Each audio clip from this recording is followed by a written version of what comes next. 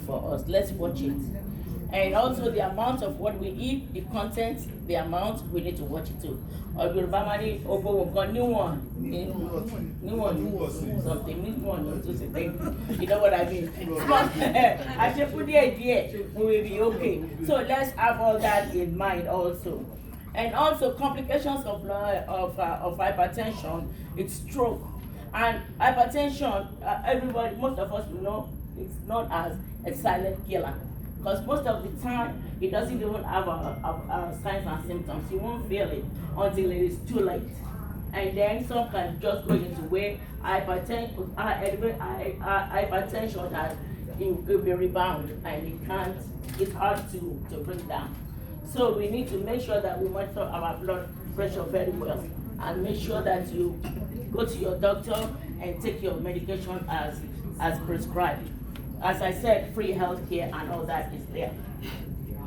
And I will move on to touch also about diabetes. Please, you don't have to say I don't have diabetes if you have not been checked.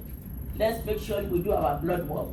A1C elevation of over 7 is a consideration to check with your doctor. Maybe you are known for these diseases. We have some handouts going out also on signs and symptoms of hyper and hypoglycemia. You can look at it, take it home, share it with your family, and please, whatever we learn here, let's take it home. We are not just going to just leave it here because our family, they are part of us. If anything happens to them, it happens to us. So as we're keeping ourselves healthy, let's try to keep our family healthy too by telling them, go get checkup, go get checkup, go get checkup. And take your medicine. I know some men, they don't like taking their medication, maybe because of their sexual libido, inhibiting it.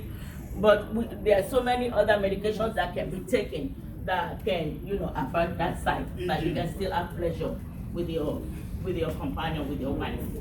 So, at this note, I'm going to have Lanre to come on and talk about mental health. Thank you.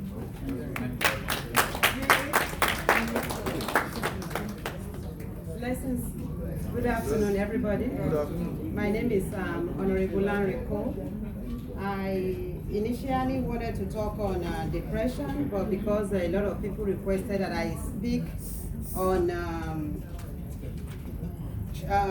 drug abuse in adolescents, which I spoke on in San Antonio. So we're going to be talking about that briefly, and I'm still going to touch depression, which was the first point I needed to talk about. The statistics has it that about 1.9 million of youth use illicit drugs, and about 2.3 million adolescents abuse alcohol, and about 3,300 youth, they use one form of drug or the other on a daily basis. So I'm just going to touch briefly the kind of drugs that our kids will be involved in. The first thing is tobacco, cigarettes, which is the most addictive. Alcohol, cannabis. Cannabis is marijuana, ego, club drugs, ecstasy, and there's one they call the date rape drug. We have ketamine, PCP, hallucinogens, opioids, and the opioids could be heroin or opium. Then we have the steroids and benzos and stimulants. So if we notice any of these signs in our kids, we should start giving them more attention, as in to know what is going on with them. When kids start taking any of these drugs, they demonstrate slurred speech, which is common with alcohol use. They could become euphoric. When they become euphoric, I mean, they are suddenly happy, they feel on top of the world. They feel like the world is, in their control. And they hallucinate. They start telling you, oh, there's cockroach on the wall. There's, I'm seeing somebody, trying to, there's a fire somewhere, or somebody is trying to hit me with something. They start saying things that is out of the usual. So that is hallucination. And they can tell you they are hearing voices. They can tell you, oh, Jesus just told me right now, I need to go burn down the house that is, opposite the house. or my neighbor has something, is trying to shoot me. That's hallucinations. They are hearing voices that you cannot hear. Then they can become very anxious. You see that they are very restless, they can't sit in a spot, and they become very confused. Sometimes they are very, very drowsy. You see them sleeping all the time. You keep wondering, why is this boy sleeping for 2-3 days? Why is this girl not, coming out to be, involved in activities? It's because they have taken something. So the ways we can prevent this as parents, I know a lot of us, we work a lot. We are working around the clock to make money. But if we make all this money and we don't have good children to show for the money that we have made, then it shows that we are failures and we don't want to fail. So we need to invest more time in our children. Let us find time, to spend time with these children. When they become teenagers, they have high energy. They want to be doing this and that. And if they are just home from morning till night, they don't have activities they are doing, they don't have nothing planned out for them, definitely they are going to get involved with the wrong crowd and the wrong habits. So this we have to make sure that we have things planned out for our teenagers. They are involved in, maybe they're going to be doing sports, or you're going to plan out some things for them to study, enroll them in one thing or the other so that they can be constantly enrolled in something, involved doing something. Then another point is you have to know the kind of friends they are moving with, because most of the time it is peer pressure.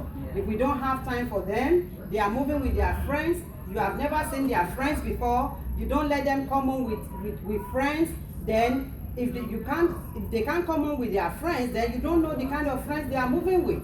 So we need to know what kind of friends they are moving with, and if they are bad friends, we need to use wisdom to make sure we separate them. Because if you are trying to be forceful, then they are not going to listen to you. Because at that age, they become very arrogant. They want to do things their own way. They don't want to hear what you want to say. So with that, we need a lot of wisdom and patience to get rid of the bad friends that they are involved with. We have to be positive role model for these kids. If you are doing a banner, you cannot tell your kid not to do banner if he starts doing it, because it's going to tell you, Mom, you just finished smoking marijuana, so why are you telling me not to do this? So we need to be good role models, show them exactly what we want them to do. So that is briefly what I want to say about drug abuse in adolescents. I'm going to go to psych illness now, mental health illness. This is what a lot of Nigerians, we try to shy away from. We don't want to admit that we are sick. And honestly, the earlier we take care of this part of our health, because you have to be fit physically, mentally, and socially, you have to be okay. So recently we had an episode of a Nigerian kid who killed his mom in Austin. This guy is diagnosed with schizophrenia, but the mom believes that Yeye ló ń ṣe. So she came all the way from Georgia to see this kid. This was a kid that was just discharged from the emergency room. She took the boy to the hotel room, overnight, because she flew in from Georgia to come and see the son after they called her that this boy is sick. But she didn't want to believe in it because, she's prayerful. She got a hotel, to stay with the boy so that she could pray for him overnight, because who believe we are yellow. During the course of the night, when she woke up in the middle of the night to pray for this boy, I think the boy was hallucinating. He was saying something else. He strangulated his mom. This happened just last month. Strangulated the mom and killed her in the room. So, schizophrenia is a very serious issue. When a kid has this, you can alternate between psychosis and depression. So you alternate in between the two. This minute is high, the next minute is low. So please, when you notice some abnormal behavior, don't think it is a yellow shade. Let them seek mental health. Because as soon as we put them on drugs that they need to take, the person starts behaving normally. So sometimes, some people behave in some ways. It's mental illness. But we do not understand. It is true. We don't want to accept we have it. A lot of people here, the white people, they already understand this thing. And that's why you see some of them, they are very nice. They're nice, nice. It's not, easy to just tolerate people and, be so cautious and be smiling all the time and be this and be that.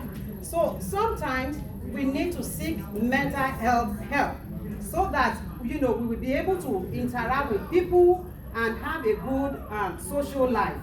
I'm going to talk briefly on depression. Depression is when you constantly feel sad. It could last, if it is just like for 2 weeks, that could be because you have lost somebody that is close to you. It could be because you have lost something that is very dear to you. It could be because of just an immediate thing. But if your sadness begins to last more than 6 months, then that is a serious issue.